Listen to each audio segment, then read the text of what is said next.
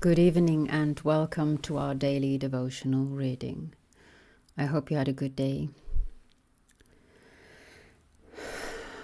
I had a very good day. Thank you. It was a fun day. I went to the office and our MD decided to start Friday afternoon drinks for the handful of people who come to the office on Fridays. So that was fun. I also got a lot of work done, just in case my boss is listening. Well, she was there as well. Let's just be grateful for the good that we had. Surely there must be some good.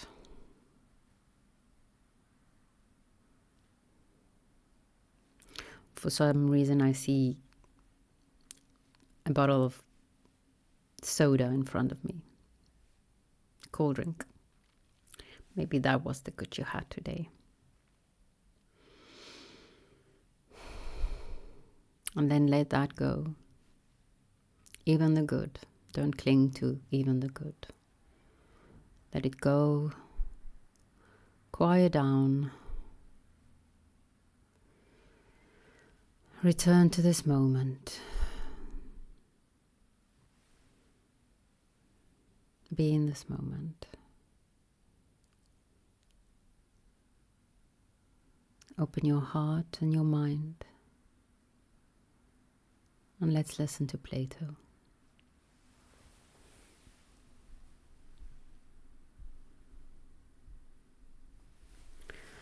Stranger.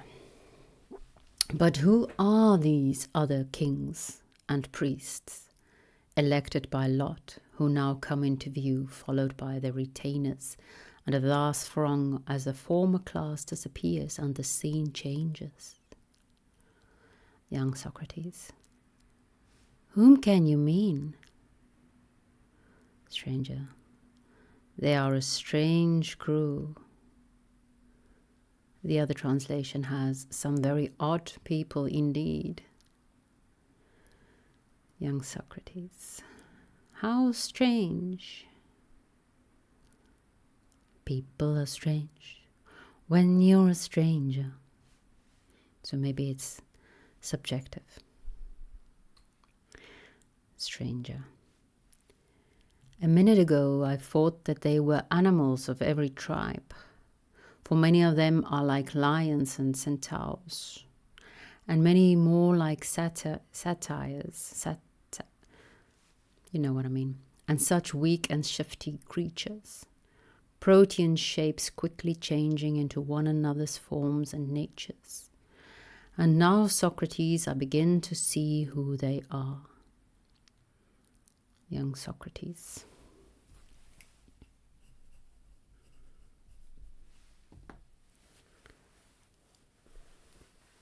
Who are they? You seem to be gazing on some strange vision. Stranger. Yes, everyone looks strange when you do not know him.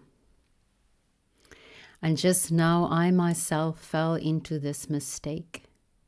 At first sight, coming suddenly upon him, I did not recognize the politician and his troop.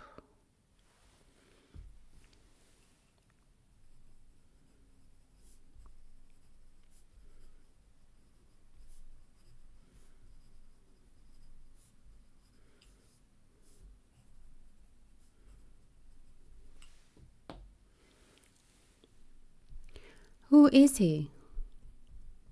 The chief of sophists and most accomplished of wizards, who must at any cost be separated from the true king or statesman, if we are ever to see daylight in the present inquiry. Young Socrates. That is a hope not lightly to be renounced. Stranger. Never, if I can help it. First, let me ask you a question. What? Is not monarchy a recognized form of government? Even I would be able to answer that one. Yes, stranger.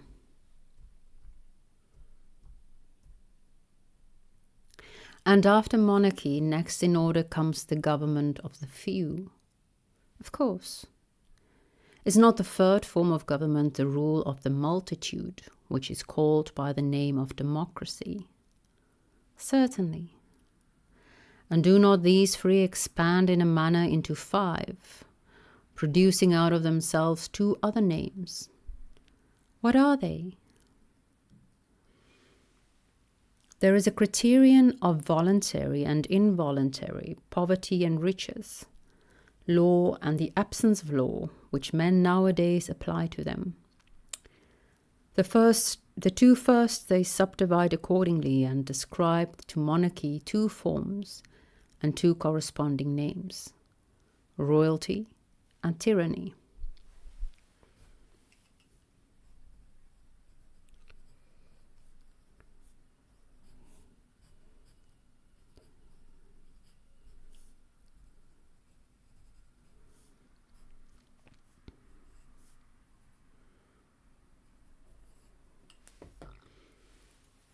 Very true.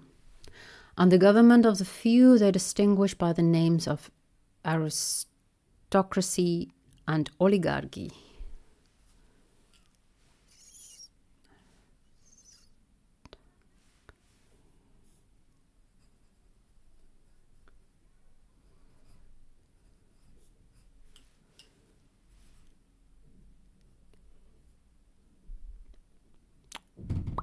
Where am I?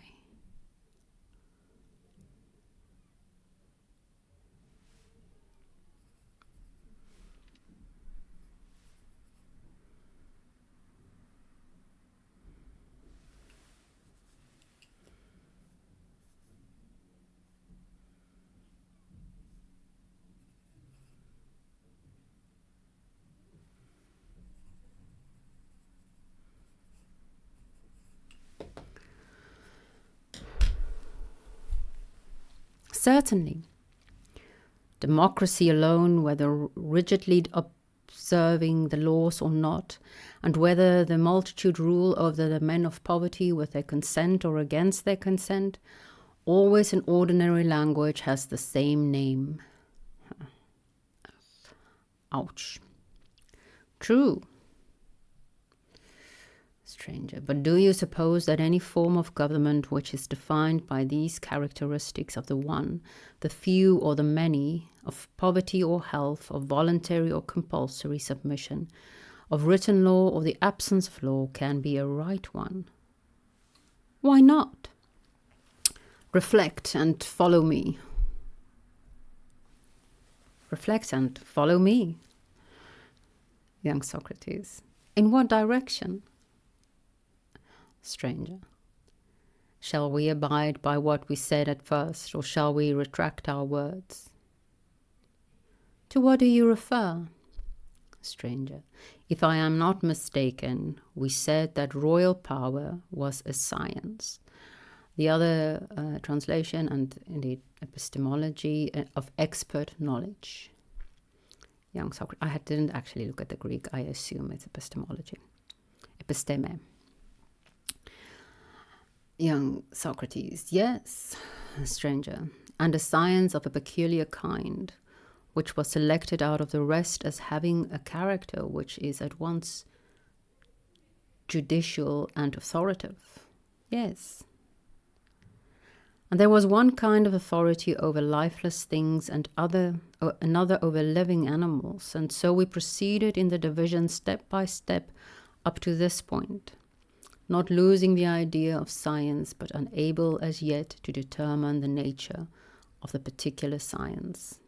True. Stranger.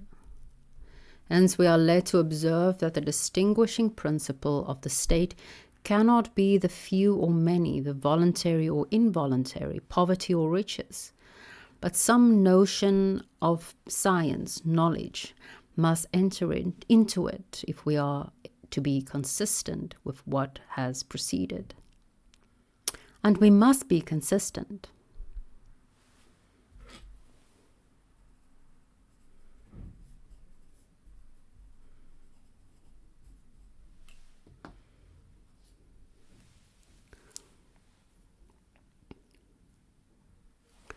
Stranger. Well then, in which of these various forms of states may the science of government, which is amongst the greatest of all sciences and most difficult to acquire, be supposed to reside?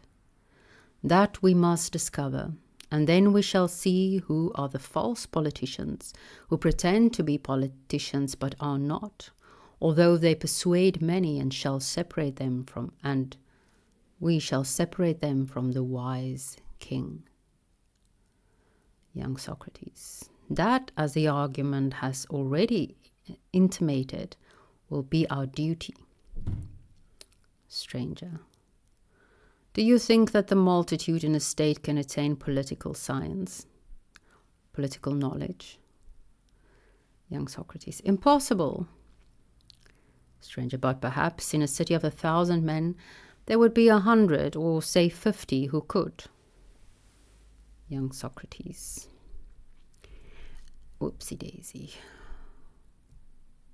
In that case, political science would certainly be the easiest of all sciences.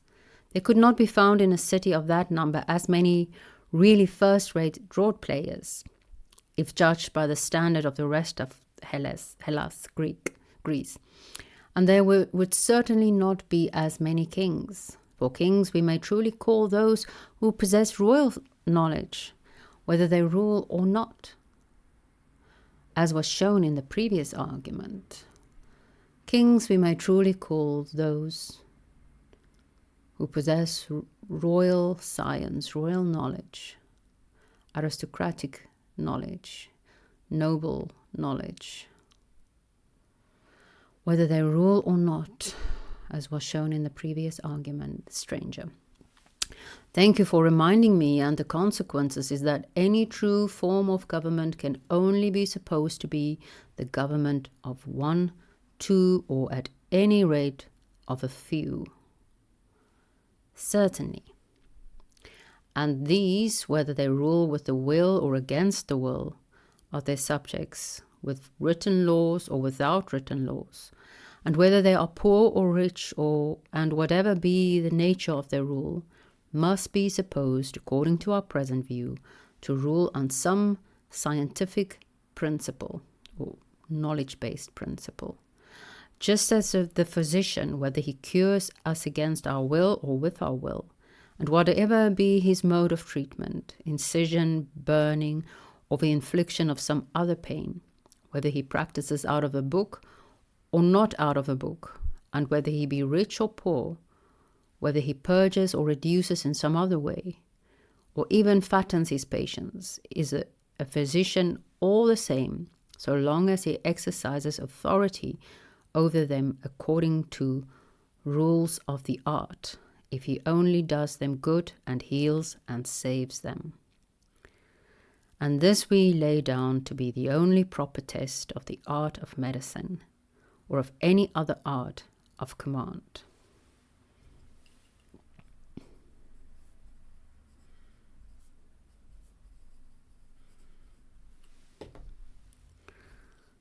Quite true. Stranger. Then that can be the only true form of government in which the governors are really found to possess knowledge, and are not mere pretenders, whether they rule according to law or without law, over willing or unwilling subjects. Don't let a certain person hear this.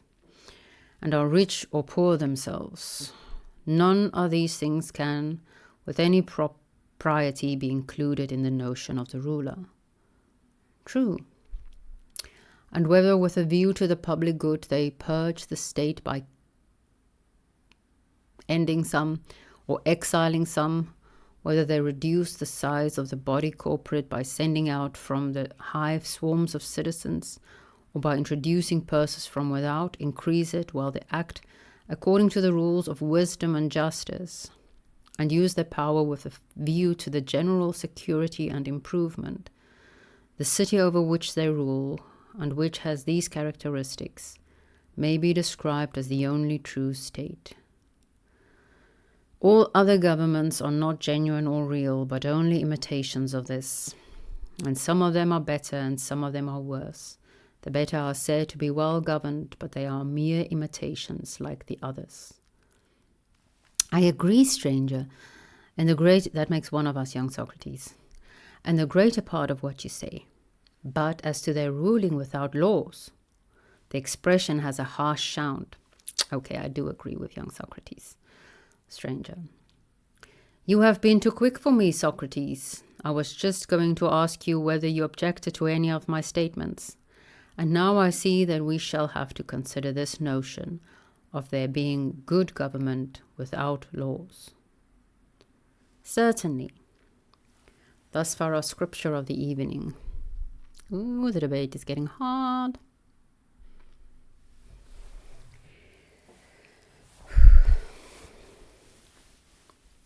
So, of course, one is reminded of the Republic, in which Plato states these five. Well, no, not these five.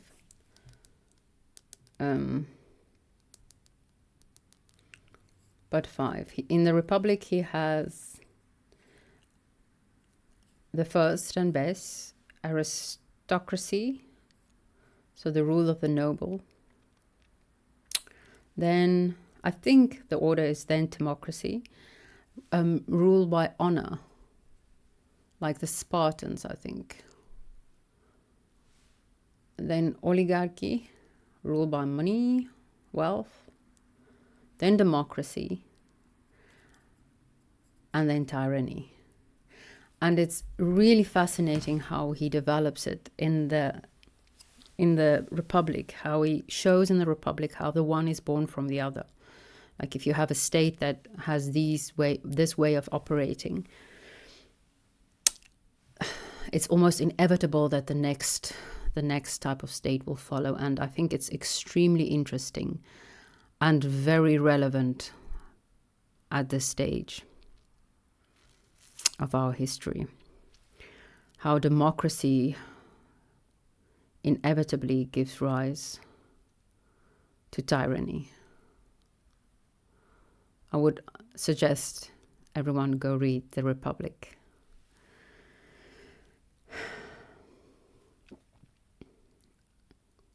Is Plato's insights, especially because the Republic is said to be, at least the text itself claims to be, looking at states as a way to see the human soul. So he then compares these different kinds of states with different kind of people as well. And I mean, it might be hard to believe that a man whose name is only just remembered had some really good things to say and was quite insightful at certain times, but seems to be true.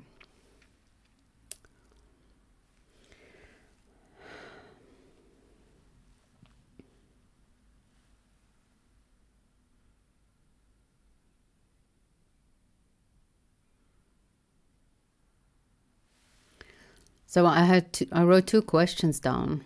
Must we be consistent? And is he saying that if it works, it is good? That is the two questions I have written down. And I'm not sure. Now I know I'm not going to pursue them now. But maybe you want to. I'm almost scared to speak of his last claims, which comes from this: if it works, it's good. He has some very good objections to democracy in the Republic, but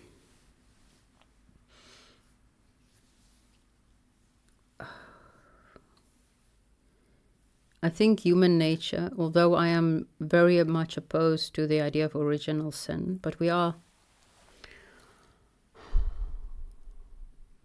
strange creatures. And indeed, power corrupts too easily. And absolute power corrupts absolutely. That It's too dangerous.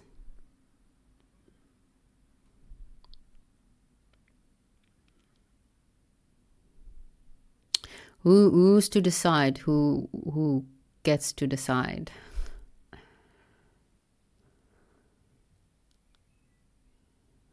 We need the dance, the opposition, the controls, keeping each other in check.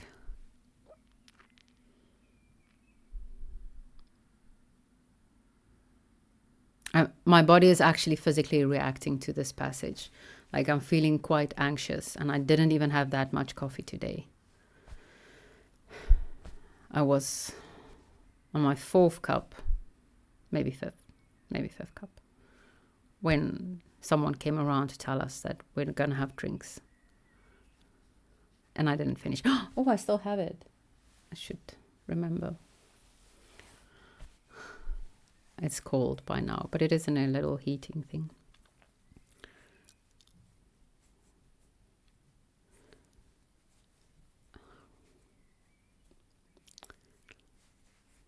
Oh yes, I was talking about my physical reaction to the text.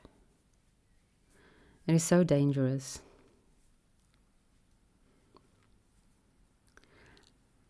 I think I was thinking about this morning in the tram.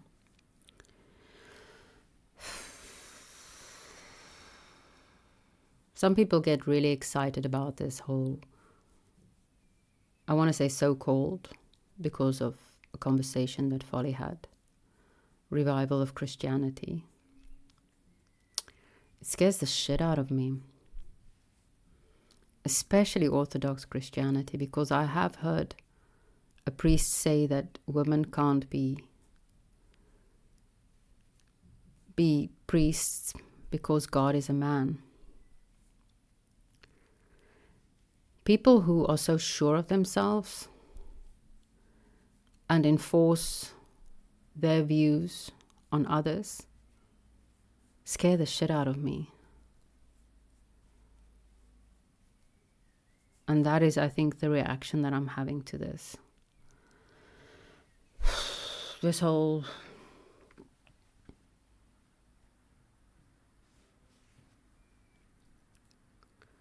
being forced into the opinions of a mere human being. And if they claim to have a God behind them, they're even scarier.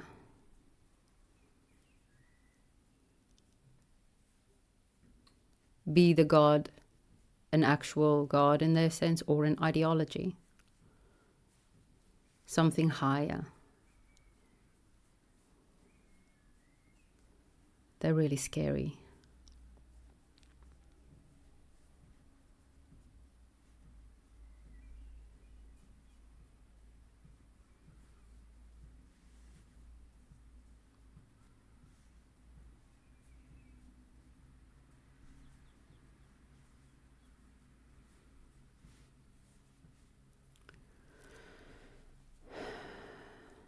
Yeah.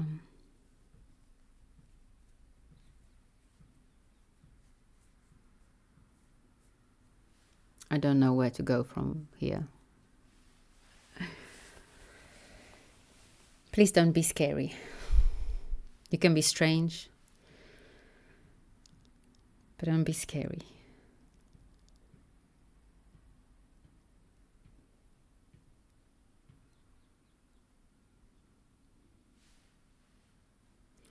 Even if you think, especially if you think you have wisdom.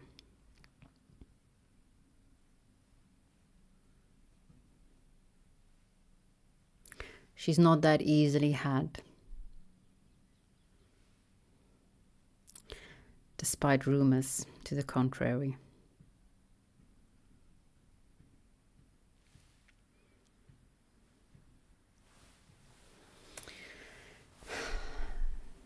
Be humble, and then the spirit of Sophia will be with you.